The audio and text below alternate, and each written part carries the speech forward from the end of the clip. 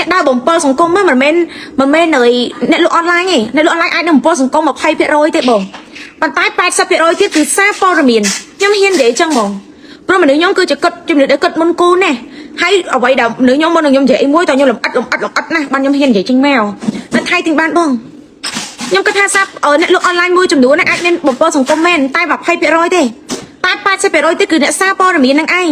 ព្រោះខ្ញុំសើចឃើញនៅក្នុង TikTok មុនមិញដែលខ្ញុំសើចពីខ្ញុំខ្លួនឯងបងពធហើយមើលសារព័ត៌មានចោះពីខ្ញុំចោះពីអីហើយបានស្ថិតិនឹងមកពីណាស្ថិតិនឹងបងបានពីណាបង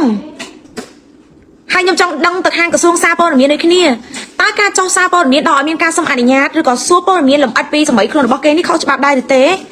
ហើយតើការចោះសារព័ត៌មានមូលបង្កាត់គេជន់ឆ្លីគេទៅយោគេមើងងាយគេជន់ឆ្លីអារម្មណ៍គេនេះដែលទាំងមិនមានការពិតនេះតើខុសឬក៏ត្រូវហើយតើសម័យខ្លួនមានសិទ្ធិប្តឹងសារព័ត៌មាននឹងដាក់គុកដែរទេឬក៏អានតែមានខ្លួនថាមានកណ្ដាលថាមានកម្មសិទ្ធិចោះសារព័ត៌មានគឺមានសិទ្ធិចោះនៅក្នុងការបំផ្លាញកិត្តិយសគេនៅក្នុងការបំផ្លាញស្មារតីគេឬក៏កិត្តិយសគ្រួសារគេបានតាមចិត្តហ្មងចឹងមែន